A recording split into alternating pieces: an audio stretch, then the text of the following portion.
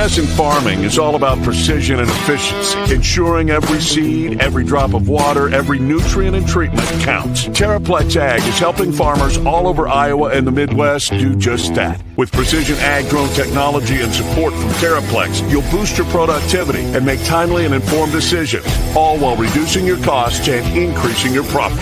It's time to revolutionize your farming. Harvest the benefits with Terraplex Ag. Visit TerraplexAg.com. Chris Williams, Brent Blum. From the Northwest Bank Studios, it's Williams and Blum, presented by Mechdyne on the Cyclone Fanatic Podcast Network. What is up? Welcome to Williams and Blum. Here we go. You think I'm going to go without English tonight? You're crazy. Sorry, my buttons were mixed up. Chris Williams, I am back from Fort Worth, joined as always by Brent Blum after a crazy Saturday for the Cyclones. And then this is that time of year. It's the grind. We're going. And now we go. The 10th of November, Iowa State, Mississippi State, a really good Mississippi State team. Have you seen a line? No. I'm guessing it's like 2 or 3 to 5. Ken Palm, our buddy Kenneth. Again, we're in the Ken Palm era, everybody. Get used to it. Yes. Has it at 4. Okay. 4. Iowa State should get maybe an extra point. So it'd be 5 or 6 maybe. With the location. Yeah. But yeah, I can look. But I think it's gonna be right around. It's gonna be right around there, pal. All right. We will do a little bit of basketball coming up, but obviously we lead with football here in the Northwest Bank Studios. We are presented by Mechdyne each and every Sunday and Wednesday here on Cyclone Fanatic. The game yesterday, Brent, was I was there and I took my family. We did a book event with the DFW club on Friday night, and awesome turnout. Thank you to everybody who showed up and shook hands and did all that. We had so much fun. The game yesterday was one of my favorites, only because these are not good comps because Iowa State has way better players now. But it just reminded me of the 2009 Nebraska. Yes. Again, Iowa State is way better now than then. It's not a great comp. I understand all that. In 2017, Oklahoma, only in the sense, again, different stage of the program. Oklahoma was a top 5 team. But you had the feel going into those games that you kind of had to feel like you had no chance as a fan. Now, the team didn't believe that. But that was like how I felt going. I felt very hopeless going into that football game. My idea was just, hey, let's get to the bye without any more injuries. Let's get to 7-5, win the last 2 games, and have a little momentum going into the offseason. That was where I was at. And this was the Campbell special. We talked about it last Sunday, and I kind of talked myself off of that after the injury stuff started coming out throughout the week. But this is when Matt's so good, and he did it again. What a performance.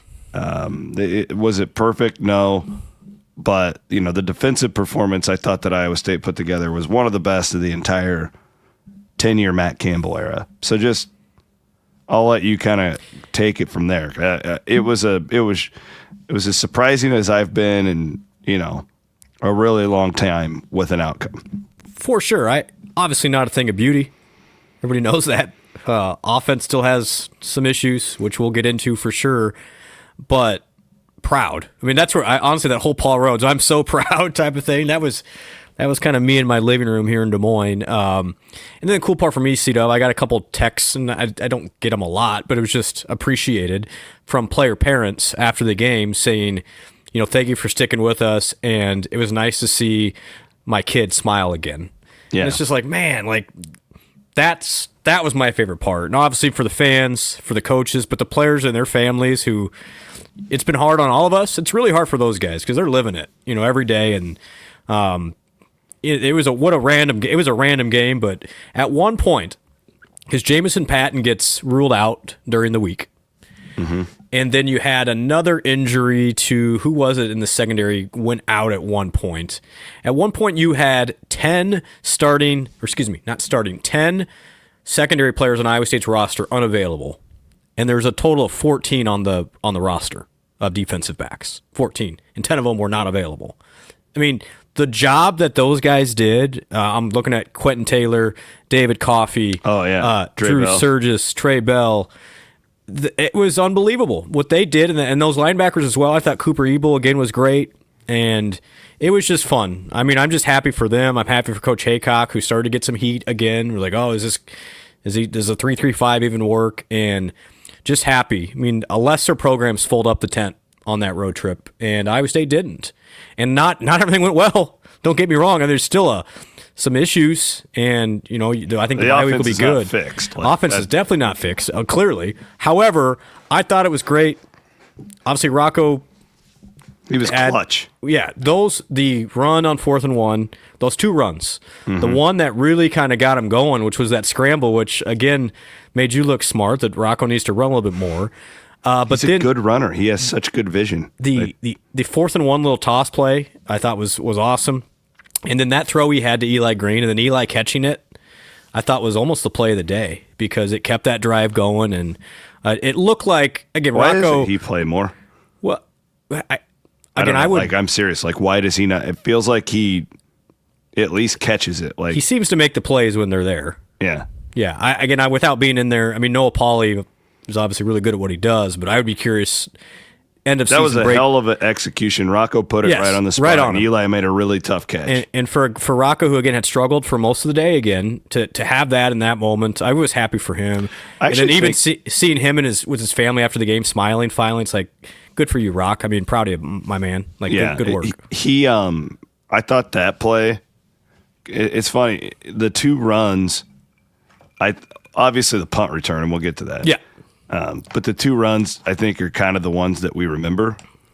But the completion to Green was at such a critical time on a 3rd and 6? 6? Yeah.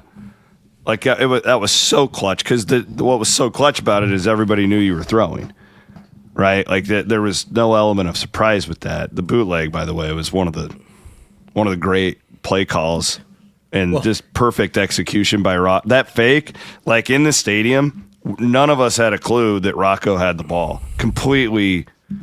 I mean, just the running back, I think it was Carson on that one. Just the sell by the line, like, everybody executed that perfectly. So that is good. Like, what do we talk about the last few weeks? It's just, man, it's like you see a lot of this, it's there, and then the execution's not been great. They executed, the offense at least, like, executed in key stretches in the fourth quarter. First 3 quarters were poor, again, major issues, but fourth quarter, give them credit, like, they did it. They did it when it was time, and just happy for them. And it's funny because we were texting first quarter, Iowa State scores right away, and you're like, wow, that was sharp, looked good. Obviously Ben Bramer scoring a touchdown was an amazing story. I thought the Fox guys did great. I was a big fan of Connor Onion and Mark Helfrich, by the way. I think they do a really good job. But basically saying it was storybook. But then for them to go for 2 there, just like you had talked about, of when Iowa State run a swinging gate, and then they do, and it doesn't work. And they put my other quarterbacks in. And it didn't work again. I mean, so, again, there's a reason why you may not be exotic all the time. But seriously, it didn't work. None of them did, really. But I give them credit for trying it. I thought, the whole thing felt looser. Yeah.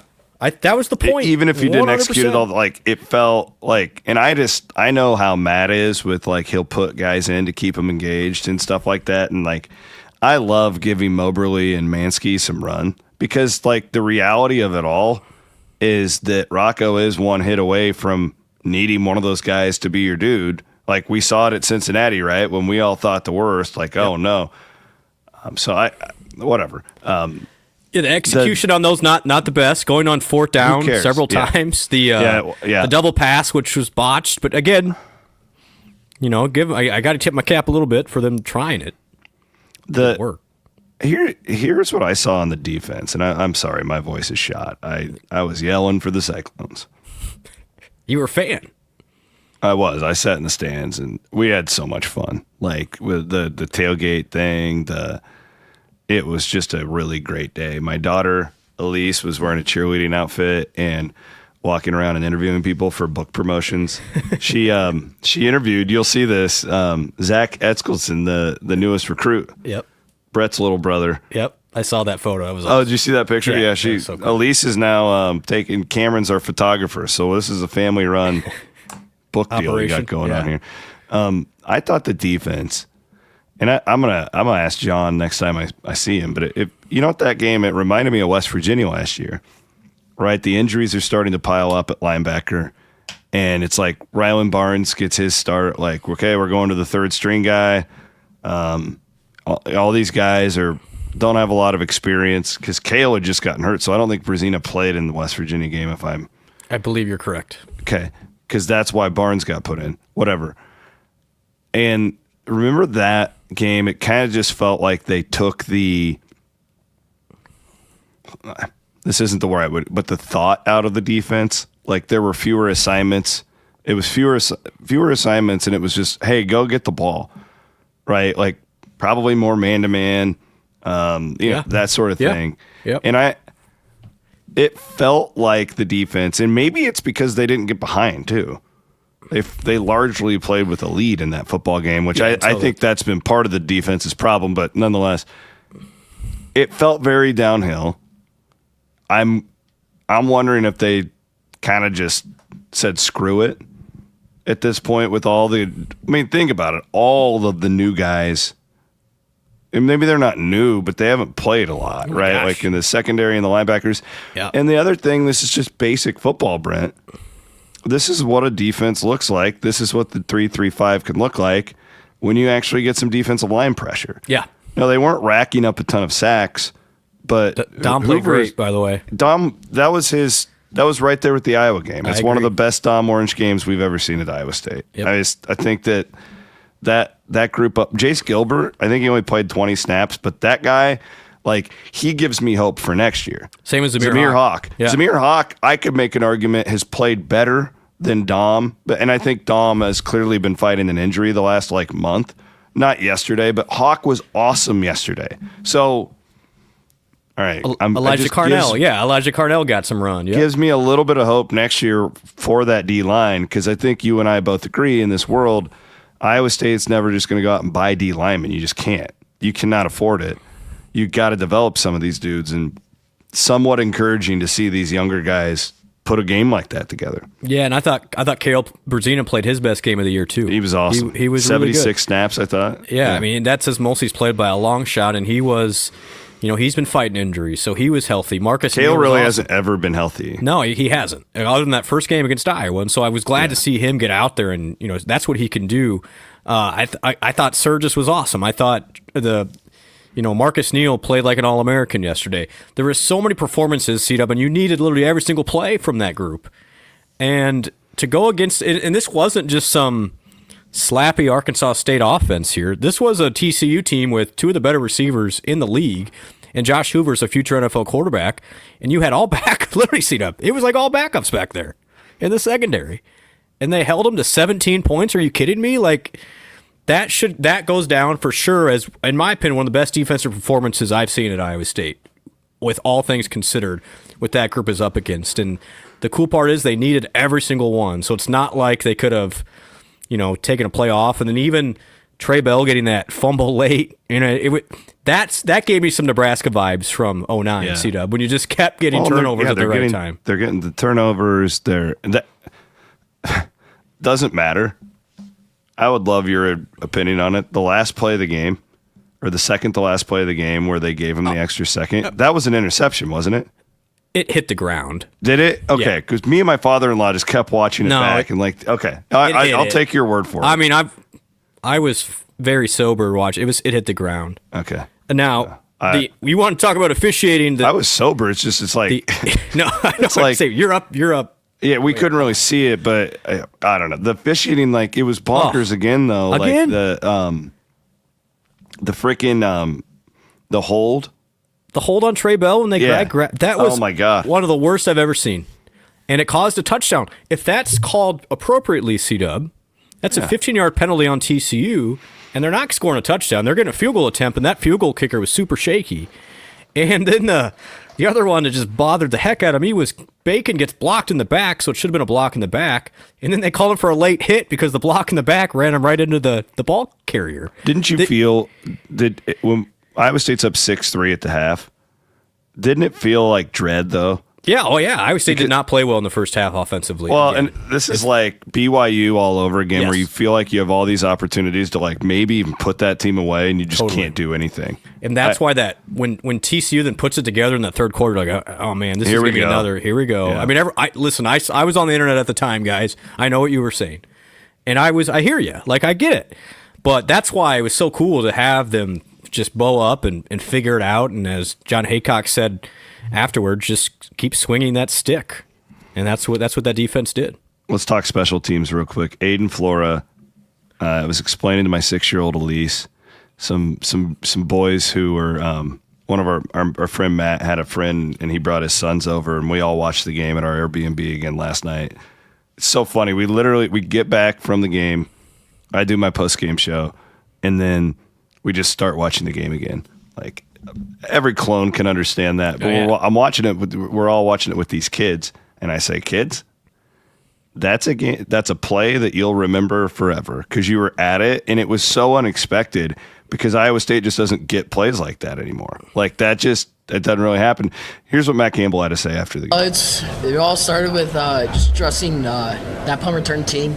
You know, coach has said that we're going to get our shot, and we just have to be prepared for that. And without them, that couldn't have happened.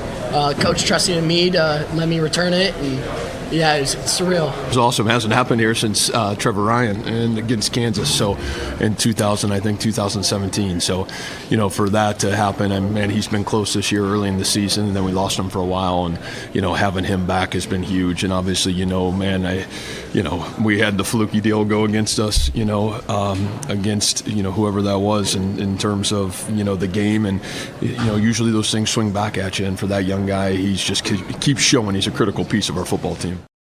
So there you go. That's Flora and obviously Matt Campbell right there. But that play, like goosebumps type play. And again, I preface all this, like I understand like this wasn't to get to the Big 12 championship or anything like, but it meant a lot. I had a couple of coaches on the staff tell me it was one of their favorite wins at Iowa State for a lot of different reasons. For it was a long week up there, by the way. Yeah. They hear you. Oh yeah. They do. All right. Yeah. Flora has been fighting the injuries. I think a guy can make an argument if Iowa State has him, you may only have two. Like the field position thing has been so critical, you know, throughout this stretch, and just local guy, everything about it. What a hell of a play. Yeah, ADM, Adele DeSoto Minburn, again, walk on. Kind of the story of Iowa State's program is just taking these guys and put them to work. I mean, just think about the walk-ons that had to play significant snaps yesterday on special teams and defensively. A guy like a Drew Surgis and Caleb Bacon was a walk-on at one point. Aiden doing what he did. Carson Brown played a little bit, you know, hopefully makes a couple catches here. But I just thought it was great. It reminded me, you know, I had to think, and I still can't come up with it. So, Andringa, if you're listening, I think that's the first time I remember Iowa State won a game on a punt return touchdown. Like it was a game-winning punt return touchdown. The Jermaine Billups one in the Insight.com in 2000 was a game-clinching, meaning it took it from like a 3-point lead to a 10-point lead, I believe, or something like that. But rarely do you get a punt return for a touchdown. And having that situation was so cool. And what Matt talked about there is they had the one against South Dakota that got wiped away for a very iffy call, you know, in week number 2. Yeah. So for him to get that, just fun for Aiden, fun for those guys. And obviously everybody on the team loves Aiden. So for him to get that moment was really neat. And I thought it was apropos for, you know, that Iowa State always talks about it was a team win. It was. Like that, you needed everybody. I mean, even the kickoff team was a little bit better yesterday, just a little bit better. So it just kind of shows me, that's why I love sports is, you know, even when things are the worst, there's still opportunity for things to get better. And it was a good microcosm yesterday. Yeah, it certainly was. And the last point I would make on the defense, and we kind of hit on it, is that's a really good offense. Like if you do that last week against Arizona State, people go, oh, well, it's against Josh Sims and it's No, that offense has put up yards and points on all sorts of really good teams all year against a really good coach. I was just so impressed. I didn't see it coming. I told a couple of people in the program last night. I thought you guys were going to give up 40, and they laughed. But I was serious. Like, I really did. I thought this was a 41-20 type game, 41-17, and I'm so grateful I was wrong. But just talk about having the totally wrong read on something. Those guys, they deserve all the credit in the world. What a great win. Yeah, it was just I think it's one of those where I was a classic Iowa State where nobody believes in them, and that's when Iowa State. Those are my favorite. Those are honestly, I would love to win a Big 12 championship. Don't get me wrong. I love winning big time games to getting your 9th, 10th, 11th win. But there's something to be said because maybe it's I grew up and you had to hold on to those things.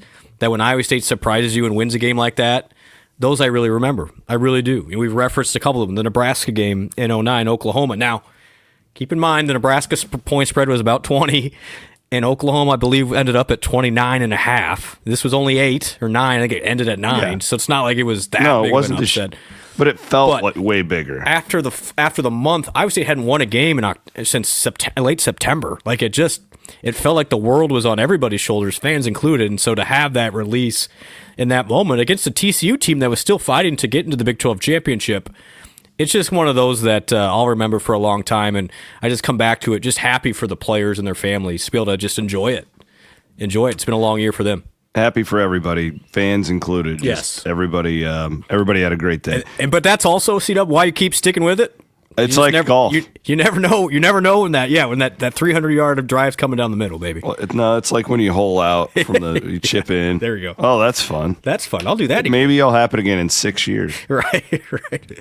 I want to thank our buddies. I saw Dr. Greenwald down on the sideline yesterday, and he was fired up after the game. But Doctors Wormy and Greenwald over at the McFarland Clinic, great sponsors and supporters of what we do, and they have had too much work.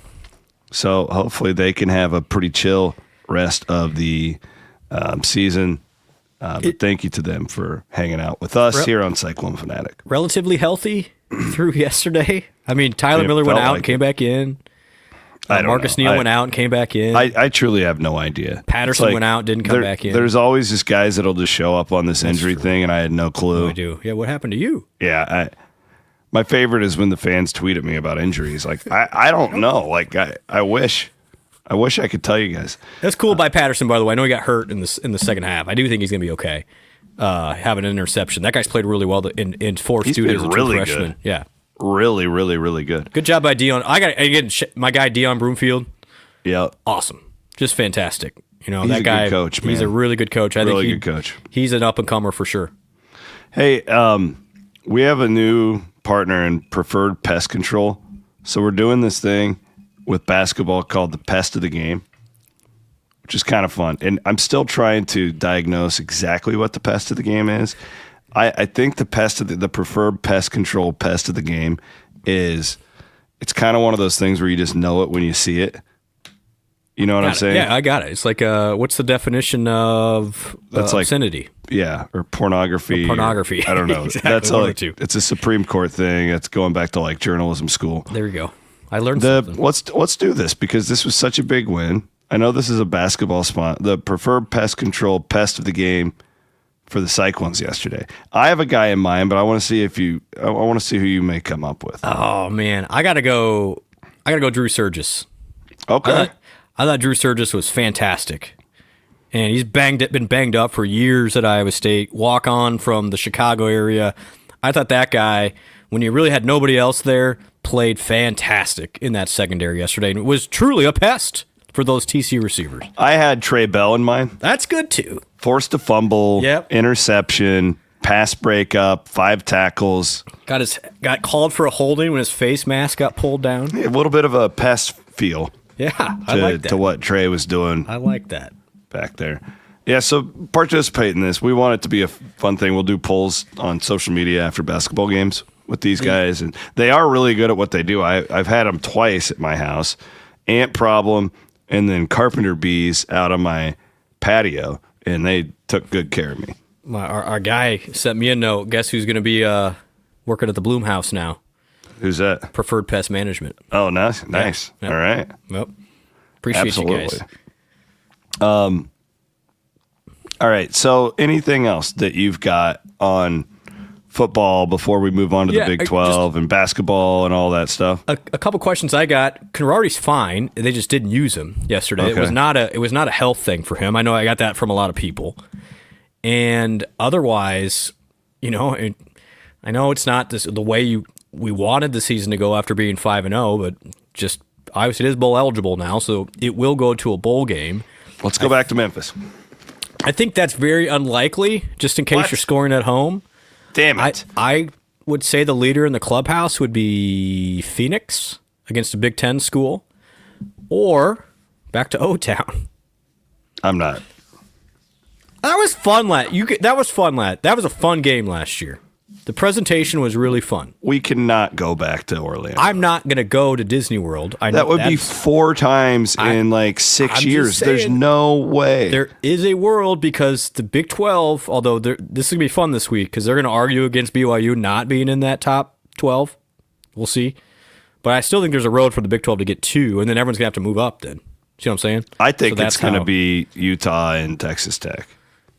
Well, I think they're probably your best chance right now. Because Texas Tech is so much better than BYU. Like, if they played again, it would be like I watched the second half. Like, Texas Tech didn't play well. But you're going to need Utah to beat them in the championship game at this point, though. I'm afraid. To get 2? Yeah, because Utah's got 2 losses already. No, Utah needs to not get into the championship game. Okay, or go that route. That would be the other route. That's how I'm viewing it. Got it. I see. BYU Tech rematch in the championship game. Tech blows them out, and you're looking at Utah on the back door. Yes, little backdoor action. And I think Utah, like, I know this is stupid because I'm doing the same thing I accuse the committee of doing. We saw on the field BYU beat Utah, right? Yes. We all watched it. We did. I think Utah's more equipped to win a game in the playoff than BYU is. Based on what I saw yesterday, that was a no-show for Mr. Sataki's group down there in Lubbock. And just watching them in person, it's just like they're like, I don't know. I think Iowa State gave that game away. I think everyone listening to this would agree. I'm not blown away by BYU's just like overall talent. I think they're very well coached. I think that they execute really well. I think they're a good football team and program, but I don't think they could like win a game in the playoff. And it seems to me Bachmeier has coming back down to earth a little bit after people a couple have film out of body experiences. Yes. Yeah. I mean, people have scouted him now, and like, unfortunately, Iowa State couldn't do anything. Well, they took away the run. Yeah, I guess you're right. Did not take away the pass. Did not take away the pass. That game's that's a haunting game. Kelderman Manufacturing, of course, shout out to those guys for all their sponsorship across Cyclone Fanatic, Iowa, everywhere, just being really good friends and partners of us all along the way. Let's go to basketball, quick hit on Mississippi State. TJ Otzelberger. So the Cyclones are 2-0. Mississippi State tomorrow night in Sioux Falls. A lot of people I talked to down in Dallas were going to try and get to Sioux Falls, although flights are getting canceled. It's a disaster out there right now. I'm glad you made it back, pal. I felt very fortunate to be back. I just got a text that Hassel's stranded in DFW trying to get back from Iowa City right now. So there are a lot of problems out there. That poor son of a gun had a long day yesterday. He did. Yeah. Just getting rained on, and then his heart broken. And here's what TJ Otzelberger had to say after the Grambling game about this Monday's matchup. We just take each opportunity as it presents itself. We talk a lot about the standard in our program and playing to the standard. We recognize that, there's a team on the other side each night, but we want to continue to elevate our standard and how we play and go about it. So I think tonight was a very encouraging effort, a lot of respects. Love the offensive rebounding, love the defensive disruptions, love getting to the foul line, love seeing a lot of guys score the ball. So regardless of who we play and how we go about it, that's going to be important that we keep building. So now it's back to the practice court, do everything we can to keep elevating ourselves as we go into that game on Monday. They have a really good guard. Yeah. One of the best in the country. Yep, really, really good player, and this is going to be a fun matchup for Iowa State. Like, this is a guy who, if this is Big 12 season, his name's Josh Hubbard. He had 27 in their opener, but he's a stud. This will be one of the most fun guard matchups all season, really. It's just we don't know that much about him because we don't follow SEC basketball like we do in the Big 12. But this is high-profile matchup for Tamin Lipsey to go one-on-one with this guy. Yeah, I'm actually anxious to see what Iowa State does with him. He's not a chucker because he's very efficient, but he's going to shoot a lot, and he shoots at a high clip. He's a little guy, though. You think they might throw Torrey on? Well, I do. He's only 5'10", and so he's a quick-release guy. One of my favorite players to watch in the country because he's not big, he's tiny, and yet he'll get you 30 like that. Like he's like a mini Jimmer Fredette for you old timers. I mean, he's going to shoot it. He's going to shoot it from all over the place. And Iowa State's going to have to pick him up literally across the half-court line. Otherwise, it's a relatively unknown Mississippi State team. I have a lot of respect, though, for Chris Jans, who's an Iowa guy, by the way. I think he's from Fairfield, maybe, somewhere out east. And they play hard. They run really good stuff. Last year, made the NCAA tournament, lost to Baylor by 2 in the opening round. So these guys are good, and with Hubbard back, they've got size, athleticism. This is obviously going to be the first real test Iowa State has.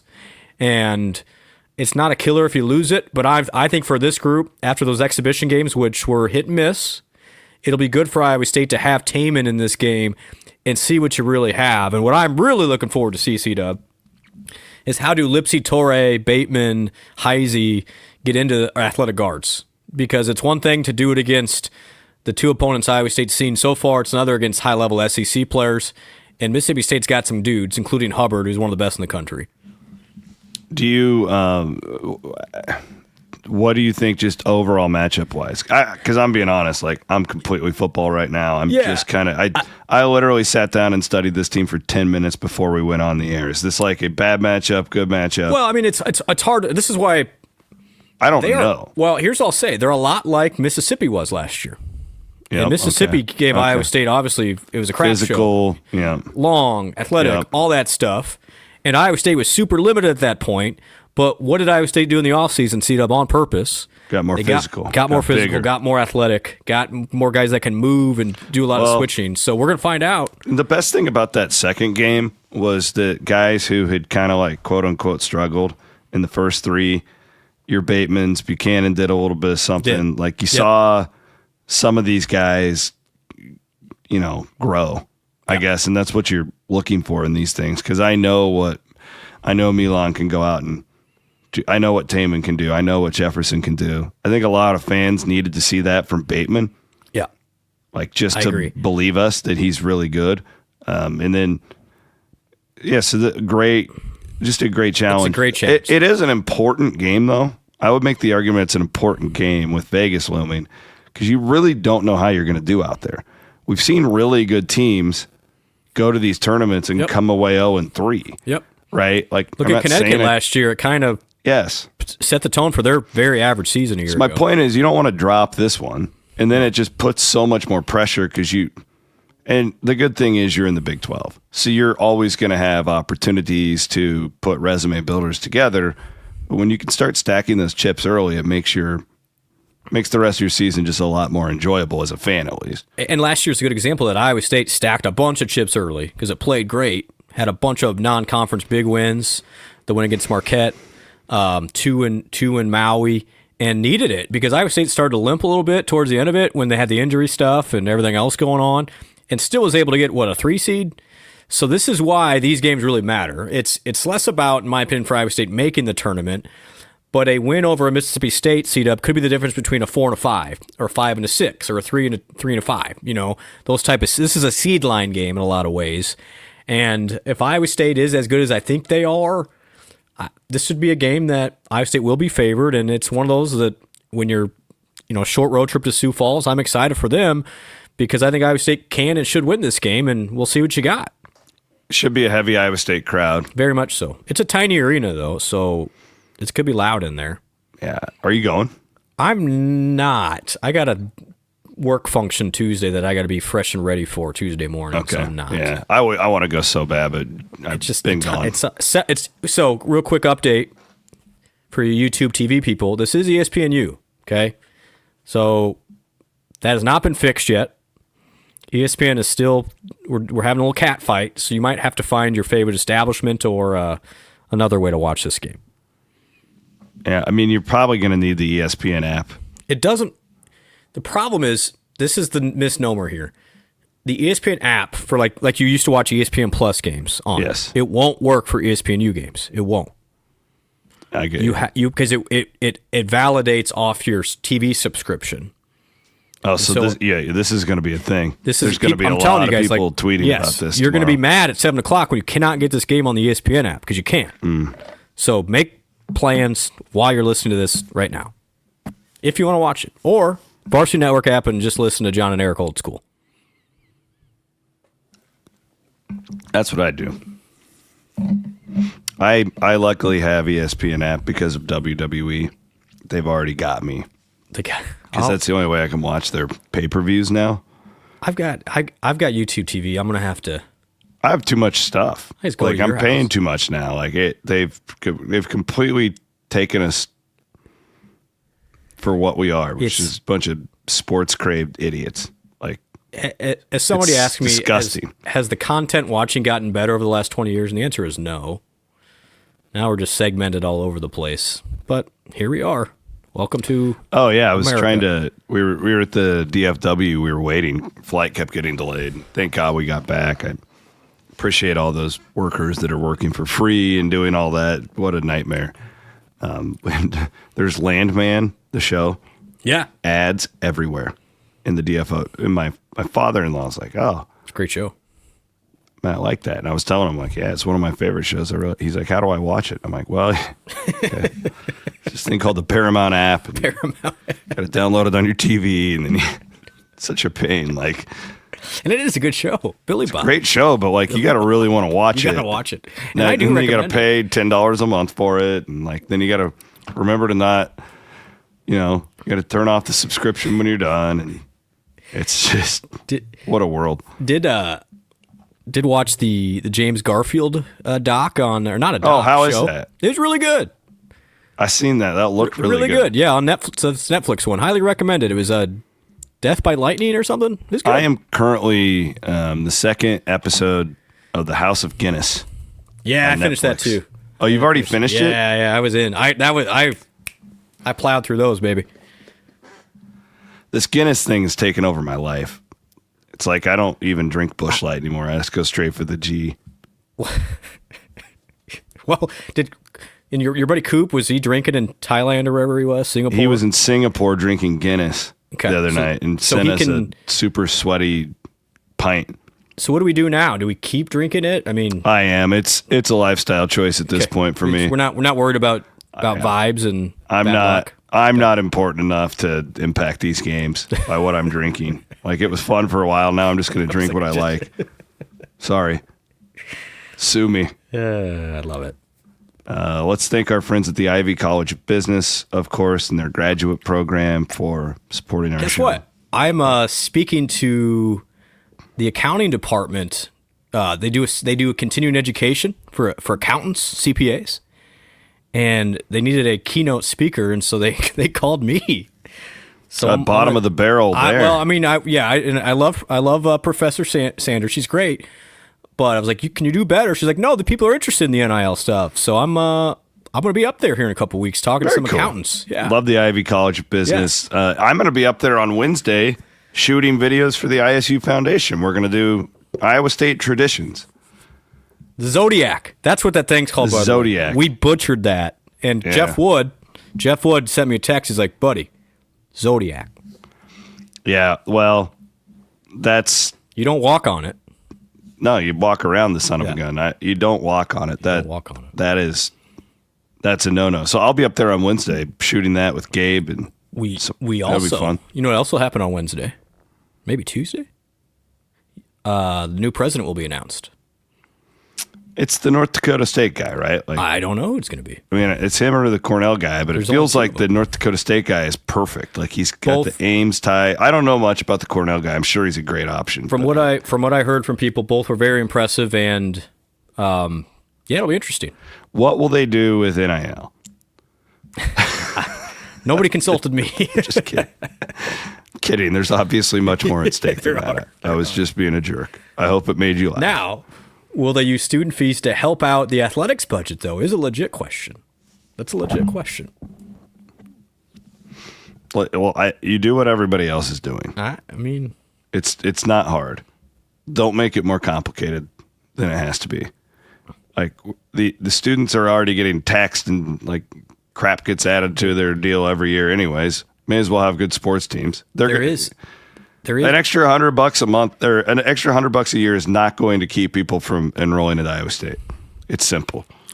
I understand where you're coming from, but we're in a tough inflationary environment. I understand. So adding fees now. Yeah, now, you know what would really suck is if the football team's 0-12 and nobody's going to games and going to restaurants and hotels and I hear you. that would really suck. And your enrollment drops because the sport sucks. Seat of my professional opinion, I would hope tacking on fees to the students is not option one, but in the absence of the actual adults stepping up and doing something here, aka the state government, I don't know if there's going to be many other options, any more levers to pull. Now, one other thing I will note for anybody who will listen, North Dakota State does indeed have alcohol at their athletics venues.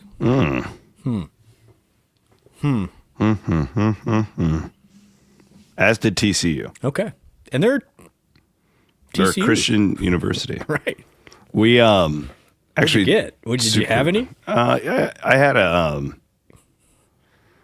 a couple of, actually it was really hot. Did I see our guy Beatty had a Taco Chico? That's what we were drinking. Topo Chico? Yeah. Yeah. We got seltzers because it was so hot. It was hot. Yeah. These gentlemen who were, I'm assuming, insanely wealthy TCU fans. Were they nice? Awesome. Okay. We had so much fun with them. Good. This guy's like name dropping Gary Patterson, and he's like, "Oh yeah, you stick around long enough, Trevon Boykin's going to come by." Oh, Trevon Boykin. There we go. Yeah. Did they play the Gary Patterson tunes? No, but I did. It's funny you said. I did bring that up to the guy. I go, I like Coach Patterson's country music songs. He's like, "Oh yeah, he likes to play. He likes to play. He'll play for us every now and then." He's smoking brisket, like he's got one of those poncho shirts on. Like this guy was just, it was like Mr. TCU. all TCU, man. Yeah. And that what's funny about them too, and you don't get this here, because I feel like TCU's was one of those teams that we play. You don't necessarily like hate them or. Not a lot of in common with the TCU folk. They hate Baylor so much. Yeah. Because I was like, I thanked them because they really liked Elise. Like, Elise was the rock star of the tailgate lot. Who could blame them? They thought she was great. And they're offering, hey, we'll make you a drink. You guys want to eat here? We're like, no, we just. But they were very much welcome to Fort Worth. Thank you for coming to the game. Very kind. By the way, I think every Iowa State fan should do that every time they see an opposing. I do it when especially the really welcome far to travelers. Ames. Yeah, Absolutely. I do it. I'm not to be.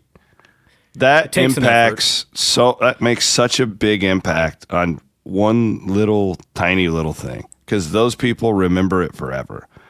And like I am with these guys, like these guys were incredible. And I was like, well, thank you. When we were leaving, I go, it was very kind of you. Like we're not wearing your colors. In these well, as long as it ain't Baylor, we're going to be nice to anybody, son. Because we did not get that in Boulder. No, Boulder. I honestly like. As far as Big 12 road games go, and because I don't feel like you can really count Cyhawk because it's a different animal. No, that's a different world.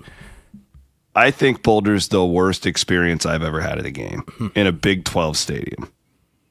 Yeah, it wasn't great for me either. All the way now, the game. Yeah, that sucked. Yeah, but TCU, like that, cool place. That's a great road trip. Yeah, Easy flight. Like you nice can drive. Downtown. Yep. The stockyards are awesome. You can do all that stuff. I've always never had a problem at TCU. Always kind people. Other than Desmond Bain, hit that shot against us. He's now. That's right. He's now Orlando Magic. Mm-hmm. He's like really good He's too, good. right? Yeah. All right. Well, let's do a really quick Wiffles Hybrids Big 12 segment. When you plant Wiffles Hybrids, you're making a statement that independence and family-owned means something on your farm. So make your choice. Plant your independence. Plant Wiffles. Fun one on Friday night where Directional Florida went down to Houston. Directional Florida, ever since they started popping off, are now 1-5 in the Big 12. One would argue, C-Dub, they've gone the wrong direction. Good gritty win by Fritz in Houston, though, to keep them around in this Big 12 conversation. Wegman played poor for a long time in that game, but man, they got it together. They are definitely in the race. Them in Cincinnati are like they're still around. I don't think again though. Like I just go off of when I'm watching these teams. Who do I think could win a playoff game? I agree, don't think either of those teams can. I don't either. So, but I mean, nice job by Willie. I am very curious in the next 3 weeks if he starts getting offers from SEC schools. I really am. Do you think? Yeah, I mean, maybe he would move on.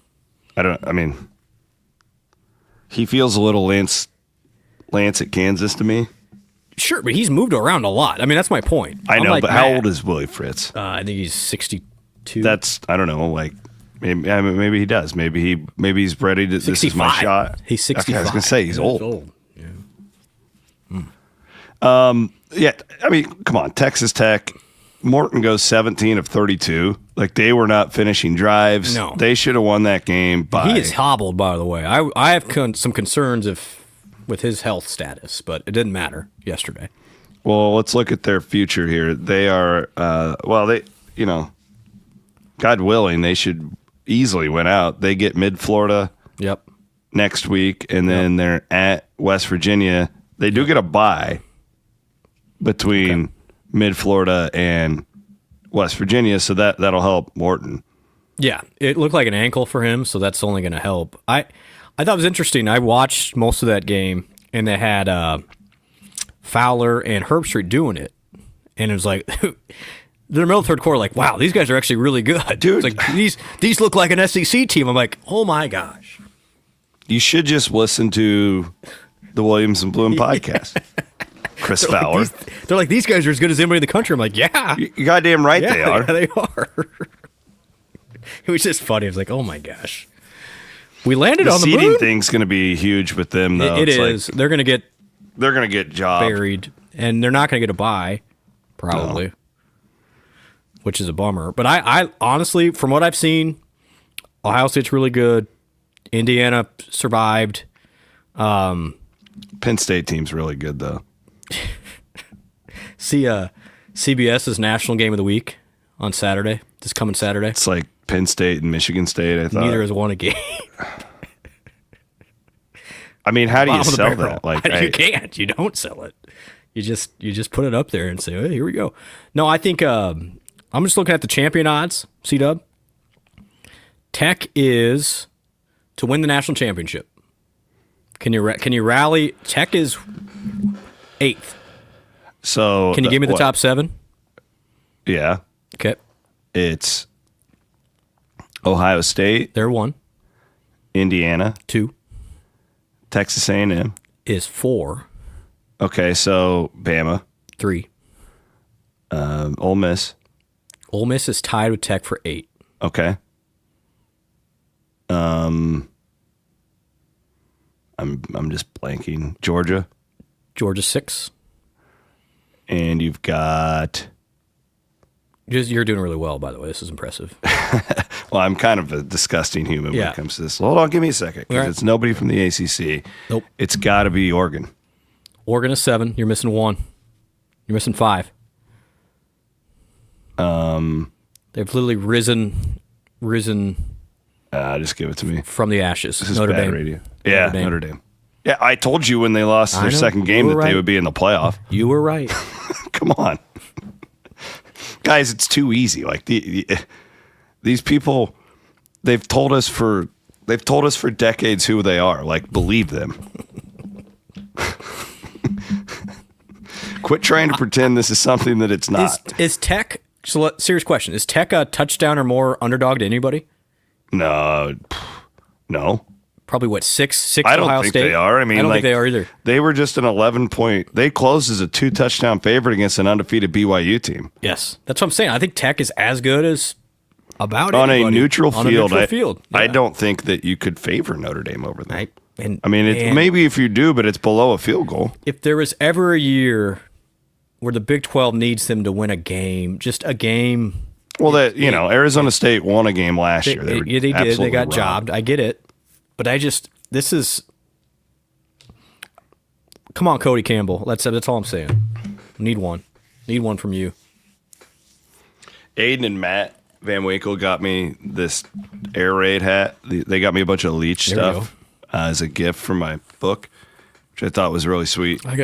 And it's got the Tech logo on the side. Oh, there you go. Did you wear it? Well, I didn't only because we were in Texas. I get it. I think you did the right thing. Yeah, but I will also wholeheartedly admit I am fanning out for Texas Tech the rest of the way. I honestly think we all have to. Absolutely. For the future of the sport.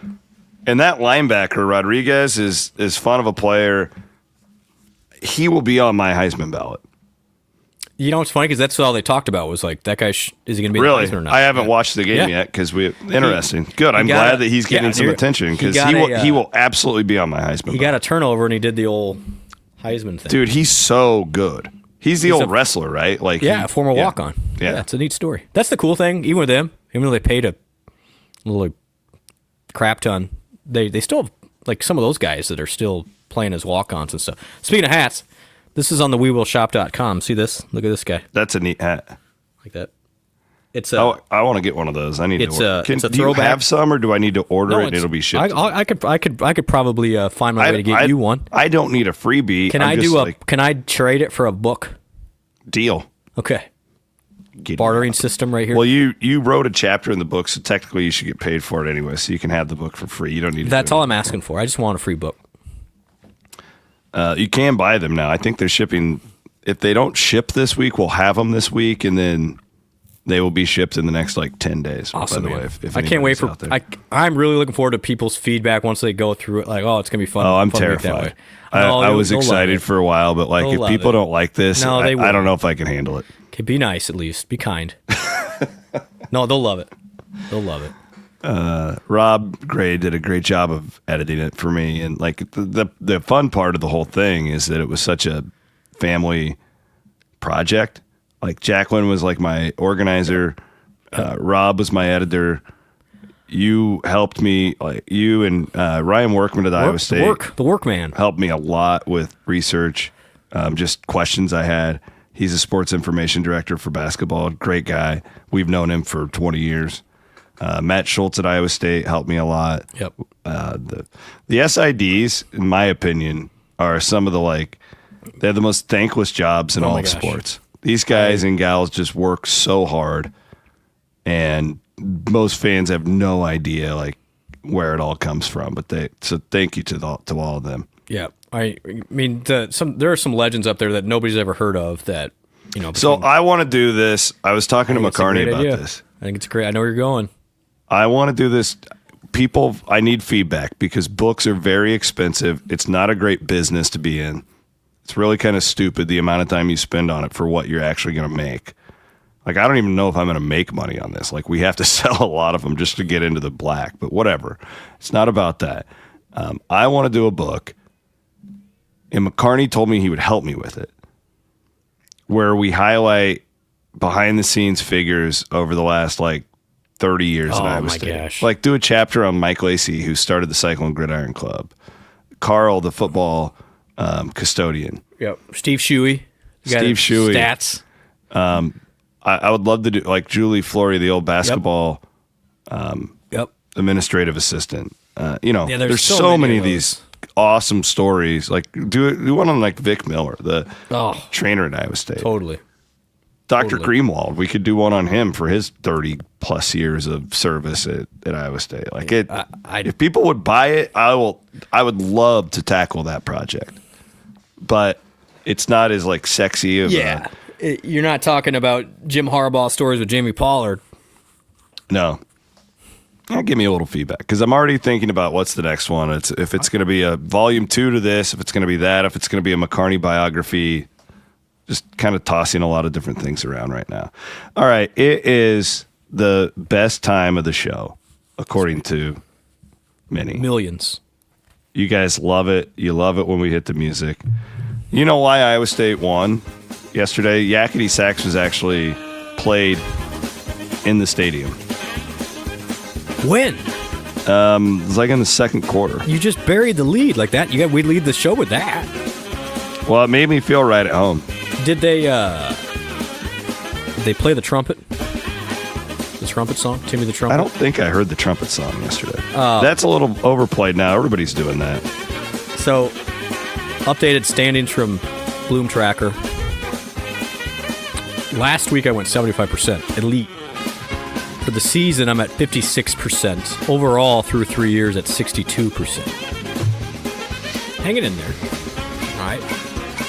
It's not bad, son. We are presented by Webwise. Try Webwise.com. If you go to my book website, fanaticbook.com, Webwise did that for me. They're very affordable, too. Like, again, this is a small shop this is like a Chris Williams production. Like, nobody at Cyclone Fanatic, like, I funded the whole thing. So, like, we're like the old We Will Collective in its startup days. Duct tape and Band-Aid. Yeah. No, try Webwise.com. There's nobody else I was going to call to get that done. They do a great job. All right, here we go. Kansas State at Oklahoma State. Timeout, though. Can you believe Kansas State is 4-5? I mean, they look 4-5 to me. Would you think they should be worse? No, I think they should be better. Like, they deserve a better team than 4-5. Right, but I can't believe that's what they are. I got you. The drama of that program puts them right at 4-5 this year. Yeah. But they play Oklahoma State. Yeah, in Stillwater. Oh, my gosh. 11 a.m. kick. Is this ESPN Plus? I don't. ESPNU. Okay. This is one of the two. The U. Oh, boy. Oh, boy. 21. Pretty good. 20.5. Whoa. That's a win. Yeah, that should be 2. Here's a fun game. This is a cute little Big 12 game. Arizona at Cincinnati.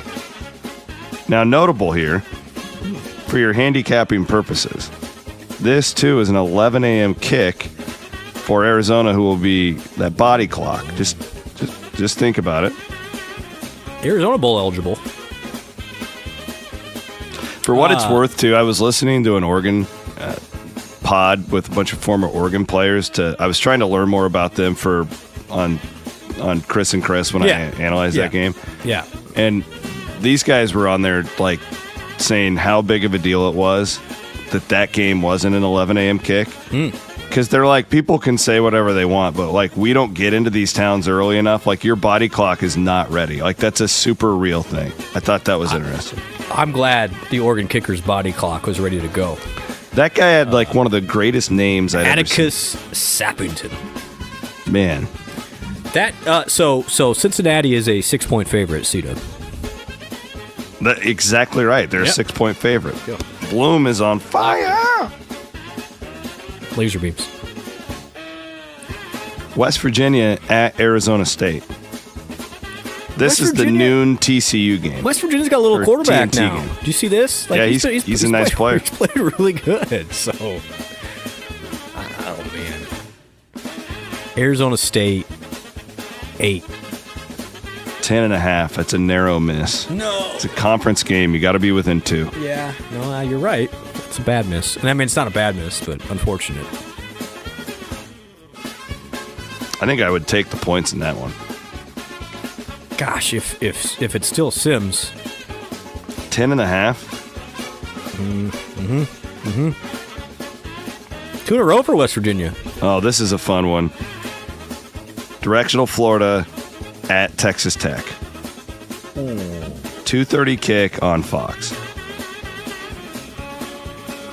Hey, Scott Frost wants people to know about Central Florida. We are UCF. You have an opportunity on network television, Coach. Nobody's watching ESPN because all those games are blacked out right now. They're going to be watching you, Coach Frost. Go and show us what UCF football is all about. For Scotty, this thing's at 20. It's a miss, 23.5. No. That's brutal. 2 in a row. I actually like UCF in the points there, by the way, but I can't. Terrible. I do. I'll move the ball. You just blindly bet these Texas Tech games. But that's you're going to win more than you lose. And you would, but this is one you're going to lose. Utah at Baylor. Now think about how different this game. Like beginning of the year, we're like, wow, that's a huge game. Yeah. Kind of still is for Utah, clearly, but Utah Baylor at 5-4. Man. God, the middle of this conference is just 6 o'clock kick. something. It's on ESPN 2. Utah 5. It's a big miss, Brent. Utah -9. No way. So Bloom says take the points. I'm regressing to the mean quickly. TCU, who Iowa State just beat, Did. is on the road at BYU.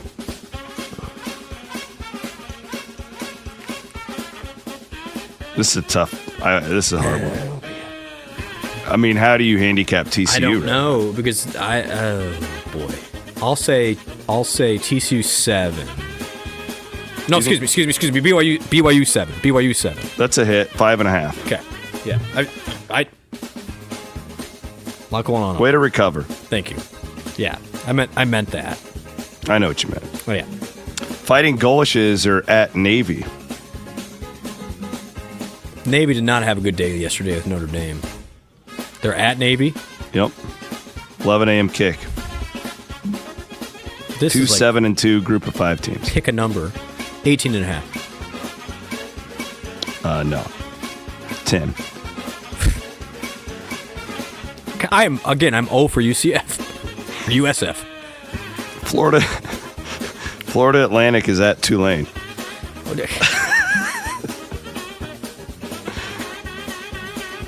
You need to be locking in on these Tulane and USF games. You know you're getting them every week. It's more fun to just be like randomness here. I guess Tulane's a 11-point favorite. 16.5. No.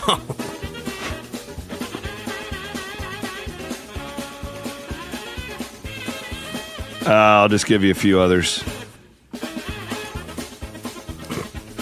Gamecocks are at Texas A&M. You got a feel on that one? It's probably 2 touchdowns, 2 tutties. More than that, 18.5. I would take South Carolina all day. I would too. I think I would too. They're not that bad. No. Notre Dame at Pitt. Are we interested in that? What Big 12 implications? We want Notre Dame to lose. We need Pitt. I mean, Pitt's not bad, right? I mean, Pitt's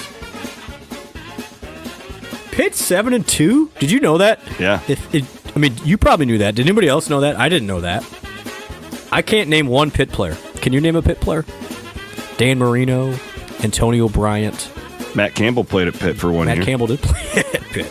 It's in the book. I would say this is probably Notre Dame 14. 10.5. So that I'll give you that.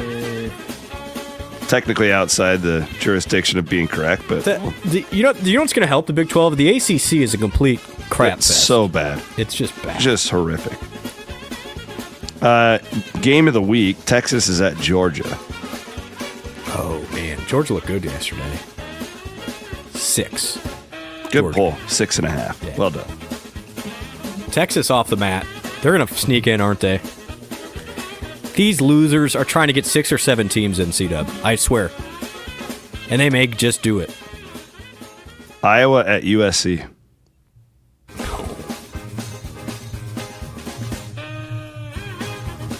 USC 7. Good pull. 6.5. Yeah. That's it. Guess the point spreads. Well done. I did okay. No, you did great. I thought you had a good week. 6-7. A little shaky there, but Yeah. in your defense, like these Tulane and USF ones are They're a off nightmare. the record. I mean, I should just prepare next time, but it's more fun to just go in blind. Real quick, Iowa State women's basketball Yes. been dominant. They won by like 100 today. They won like 100 today. And Reese Beatty, who we've mentioned on the pod, She's elite. she is. You know what she reminds me of? C-Dub? I put it on the internet today. I saw A young Lindsay Metters. It's my favorite Cyclone women's There player is of all time. there's a lot of compliment. Other than Emily Ryan, of and course. there's a huge compliment to both. I like this group a lot. I think they're a lot more dynamic. They guard. That's the one thing I've noticed, and it's so hard because we don't really know who they're playing. True. But they look way more interested in defense. Absolutely. So Bill, it's not a mystery. Bill gave up defensive responsibility this year. Do you know that? And he handed it over to Billy and Jody Steyer. So Iowa State is playing a little bit different defensively, and just quite frankly, they got better athletes to do this. I'm bullish. I like this team a lot. I do. I like both the men's and the women's team a lot. It's going to be a fun year in Hilton. Wrestling team as well. Seen the shenanigans of the wrestling stuff. Jacqueline was telling me about it today. They had a big tournament. Well, this is why college wrestling has such a hard time. They were supposed to be like the number 1 guy versus the number 2 guy in some tournament. Out. Yeah. It's like, God, give the people what honestly, they want. If wrestling could embrace the soap opera a little bit more, I think it'd be super duper popular nationally. I think what they need to do too, they're doing something really smart here in like a week or two, this duels tournament in Stillwater. But the problem is, Jacqueline was telling me this, that they do it all off of the NCAA standings from last year. Well, yeah, it's changed. The portal. They need to do it like college basketball does with these big, like Maui and the Vegas one. They only bring in like really good programs that travel. So every year they're going to be competitive. Like wrestling needs to have like a November or December version of March Madness, like at one of these hotbeds like Tulsa or where people really care about it. And, I don't know. It just gets lost. Like I know. I have to remind. I have to look at the website. Like, oh yeah, or follow them on social, which is great. They do a great job. But it's like I busy. love watching Cyclone wrestling and duels. But the problem is, you just never know as a fan. Like you want a little bit. Like for me at least, if I'm gonna go to a random game, okay, like let's say, hey Bloom, let's go watch Hindo, or they got Southern Illinois. I'm going to do a little bit of research on Southern Illinois because I enjoy the game more. I watch a lot of these duels and and I never know who's going to wrestle for any of the teams. Like they'll just be like, oh, and I understand like guys get hurt and I understand all of that, but it just makes it really difficult to like get fired up for these things. Yeah, I think when Iowa State had their Cyclone Invitational yesterday, it went very well. It sounds like. But it's just hard. They did great. You're right, but that's exactly it. It gets lost when it's going on at the same time as college football, and that's not wrestling's fault necessarily. But I still think that wrestling would be really smart to move up its NCAA tournament. If that was in mid-Feb, yes. Oh my gosh! Like that week is always so crazy because we're always covering both the men and the women, and then Jacqueline's always at wrestling, and it's so hard to it's hard to follow the college wrestling because there's just so many guys out there and but it's going on at the same time as the round of 64. Like you're killing yourself. Like get off of that time period. Like go and do it and have like freaking put it in prime time. Like ESPN's a great partner of college wrestling. Like the drama for championship, whatever that is, Sunday is electric. It's awesome. But you gotta let people find it. I don't know. If I could be commissioner. All right. Fun show. Thank you. I was happy for everybody yesterday. I'm glad that everybody got to experience a surprising win like that. And hopefully we'll get another one. So I do want to remind everyone that I'll have we'll start doing pregame and postgame for basketball Okay, with I was this just going one. to ask you. Great. Well, it's going to be a good So- game Monday. I'll be on a half hour before. Brend will be up there, and I'm not making the trip, but Jake will be up. Jake covers games better than I can do in my, so we got agree. the right dude on the beat. He is Brent Blum. My name is Chris Williams, and we will be back on Wednesday morning at 9, as we always do here on Cyclone Fanatic. Thanks you all for hanging out with us, and again, we'll be back Wednesday. We've got a new Inside Zone coming up with Jacqueline, Jirel, Remy, and Colin. Looking forward to that. Beat Reporters coming up on Thursday, and of course the Daily Clone with Jake Brend every day this week here on Cyclone Fanatic. Later.